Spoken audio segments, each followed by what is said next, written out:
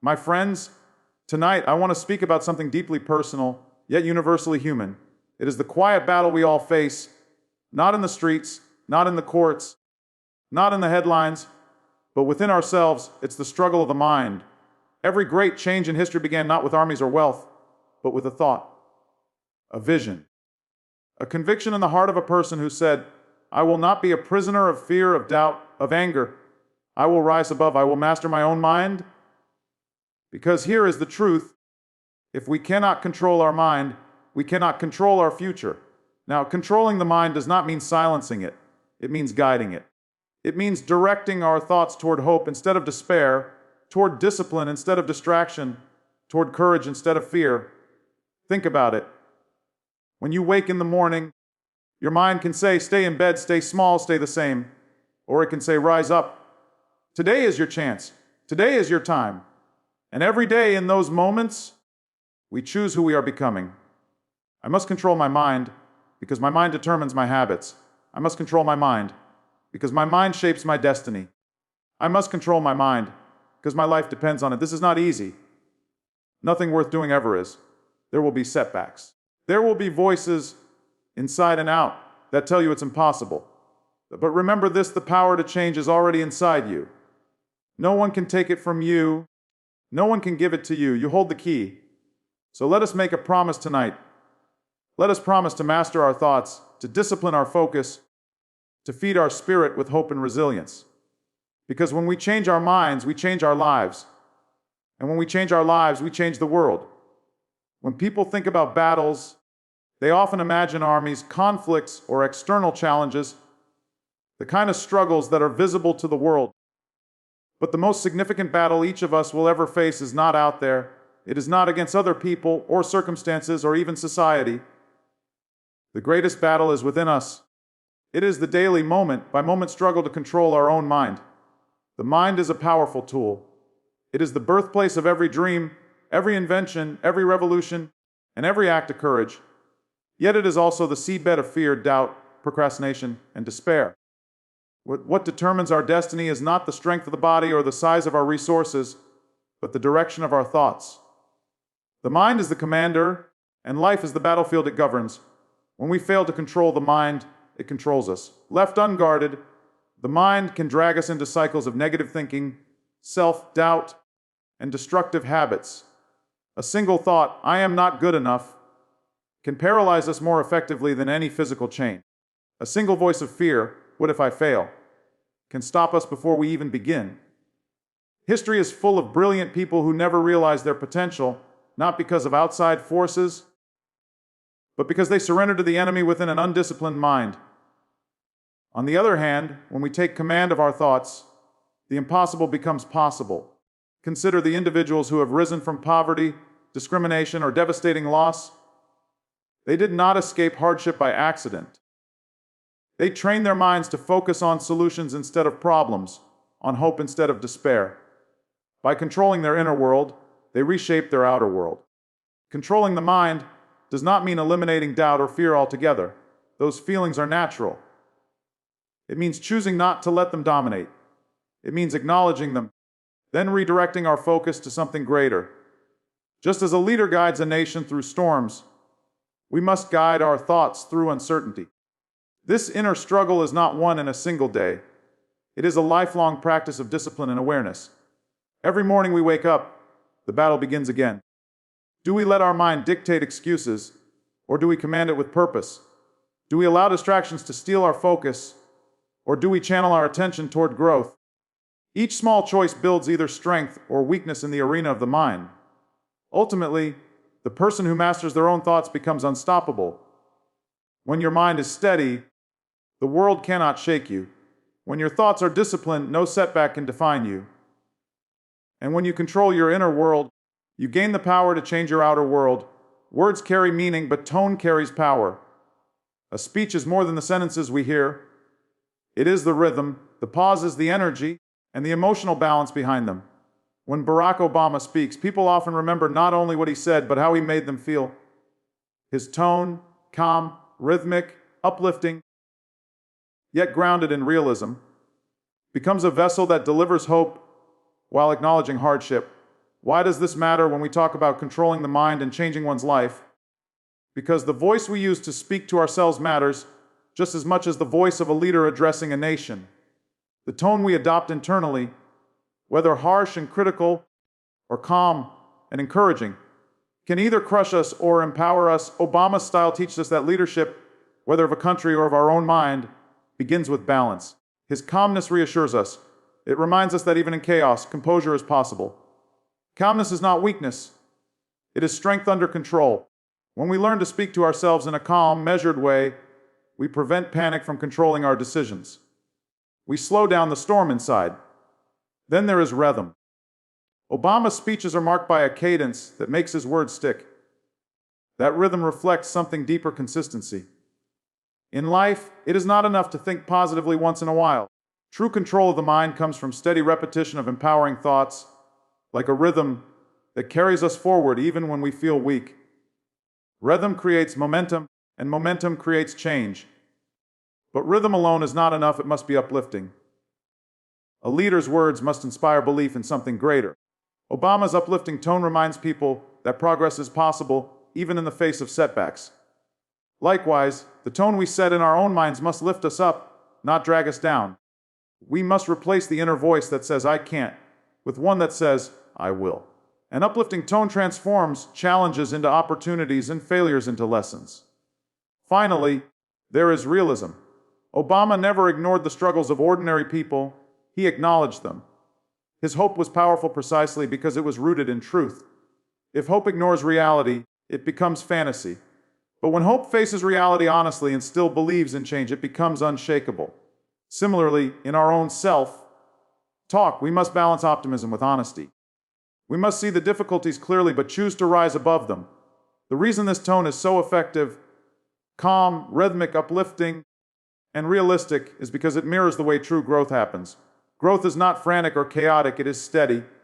It is not blind optimism, it is grounded faith. It is not noise, it is music. When we adopt this tone with ourselves, we give our minds permission to move forward with courage. And just like Obama's speeches, the effect lasts. People may forget the exact words, but they never forget how it felt. In the same way, when your inner voice carries hope balanced with truth, you'll remember not only what you thought, but how those thoughts made you feel strong and unstoppable. Great speeches, great movements, and great transformations all share one secret: the power of repetition. Repetition turns words into conviction, conviction into action, and action into change. In the speech, the phrase, "I must control my mind," is more than a sentence, it is a mantra. And like all mantras, its power lies in repetition. When Barack Obama speaks, he often repeats key lines with deliberate rhythm. Think of "Yes, we can." 3 simple words repeated over and over became not just a campaign slogan, but a call to hope, unity, and perseverance. The human mind is wired to respond to repetition. It ingrains meaning, creates focus, and reminds us of what truly matters. In the same way, repeating, "I must control my mind," transforms a statement into a commitment. The first time we say it, it is only an idea. The second time, it becomes a reminder. The 10th time, it begins to sink into the subconscious. And the 100th time, it shapes identity. What we repeat, we become. Why does this work? Because the mind is like a muscle. If left untrained, it weakens under the weight of fear, doubt, and distraction. But repetition is the exercise of the mind. Just as lifting weights builds strength in the body, repeating empowering thoughts builds resilience in the spirit. Over time, the repeated phrase, "I must control my mind," becomes instinct. When distractions come, the mind remembers. When fear rises, the mind resists. When discouragement whispers, the mantra answers louder. There is also a collective power in repetition. When a crowd chants together, the energy multiplies. What was once a single voice becomes a movement. But even when spoken alone, a repeated mantra creates unity within the self. The scattered thoughts of doubt, fear, and distraction are gathered and silenced by the steady rhythm of repetition. Still, repetition is not just about saying words. It is about believing them. Empty repetition creates noise. Empower repetition creates transformation. Each time we repeat, "I must control my mind," we must attach it to intention. Say it when you wake up to remind yourself of your purpose. Say it when you feel fear rising, Say it before you take action, so your mind aligns with courage instead of hesitation. In moments of weakness, repetition becomes a lifeline. Athletes, leaders, and everyday people have used mantras to push beyond their limits. One more step, one more breath. Keep going. These repeated words carry them through exhaustion to victory. In the same way, I must control my mind can carry you through discouragement to transformation. Ultimately, repetition for power is not about magic. It is about focus. What we hear consistently, we believe. What we believe, we live. And what we live, we become. Every human being carries within them two competing voices, one of hope and one of fear. They live side by side, whispering into our thoughts every day.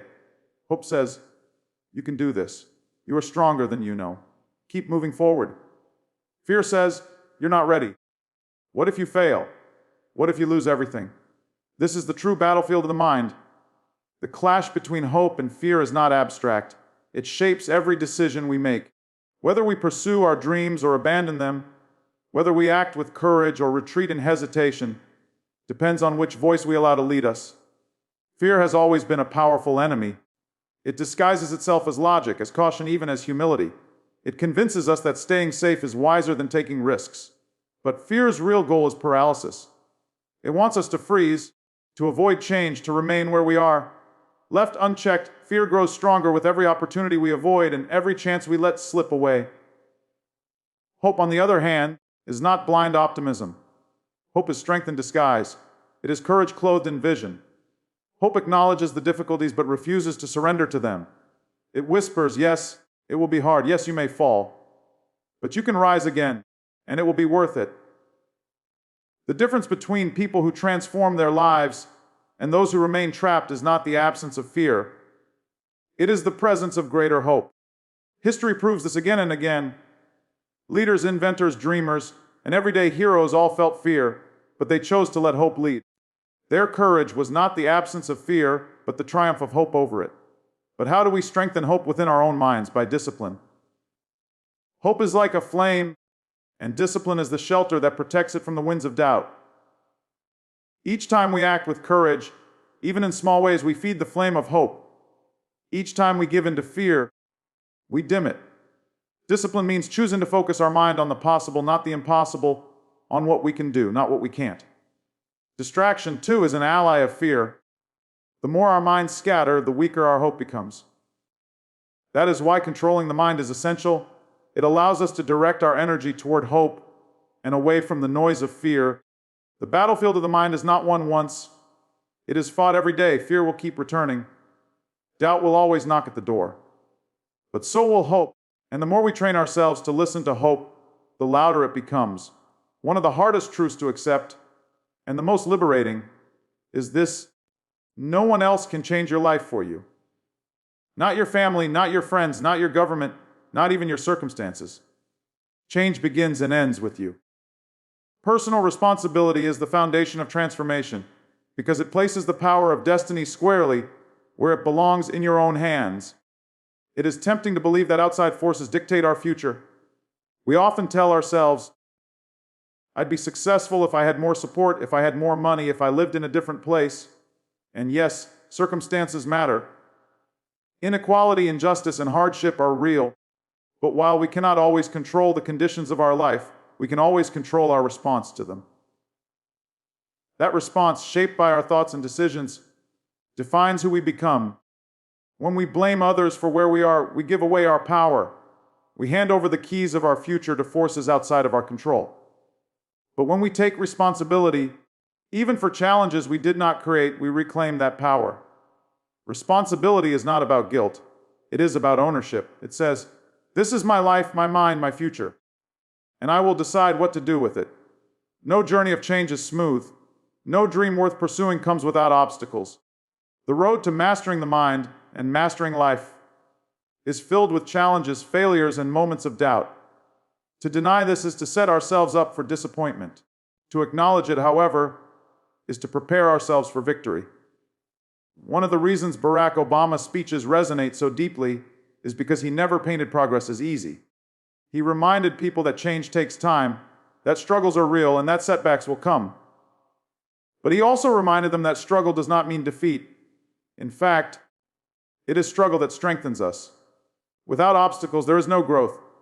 Without resistance, there is no resilience. When we seek to control our minds, we will face days when discipline feels heavy. We will battle old habits, fears, and the temptation to quit. We will stumble, sometimes repeatedly. And in those moments, the danger is not the setback itself, but the meaning we attach to it. Too many people interpret failure as final. They fall once and decide they are not meant to rise. But setbacks are not signals to stop. They are signals to strengthen. Think of the athlete who trains for years, facing loss after loss before victory comes. Think of the student who fails exams before finally mastering the subject. Think of leaders who are criticized, doubted, even defeated in elections, yet rise again to lead with greater wisdom. Each of these stories proves the same truth: resilience is the bridge between failure and success. Acknowledging struggle does not mean embracing weakness. It means looking reality in the eye and saying, yes, this is hard, but I am harder. Yes, I fell, but I will rise again. Resilience is not about avoiding pain. It is about refusing to let pain define you. The mind, when uncontrolled, interprets setbacks as proof that you cannot succeed. But a disciplined mind reframes them as lessons. Instead of saying, I failed, so I'm done, the resilient mind says, I failed, so I'm learning. I failed, so I'm growing. I failed, but I'm not finished. This is why acknowledgement of struggle is so vital to personal growth. If you expect the path to be easy, you will quit at the first obstacle. But if you accept from the beginning that setbacks are part of the journey, then every stumble becomes fuel, not failure. Resilience is the difference maker. It is the ability to bend without breaking, to fall without staying down, to hurt without giving up. And resilience is born in the mind. It is a choice you make every time life pushes against you. Do I give in or do I rise again? A great speech does not end with applause. It ends with action. Words, no matter how powerful, mean little unless they stir us to do something with them. That is why the closing of the speech matters most.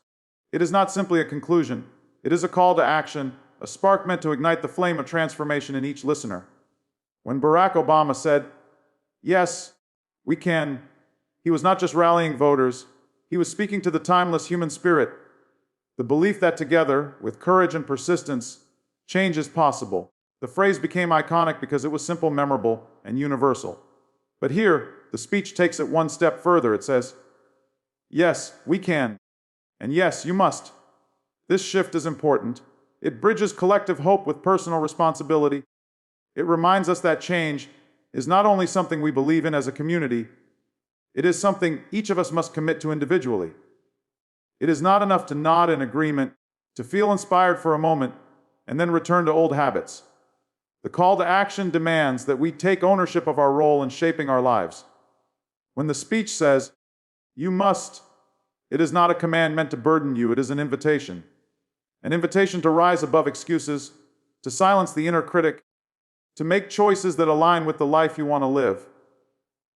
It is a challenge to prove to yourself that the strength you admire in others already exists within you. This call to action is also urgent.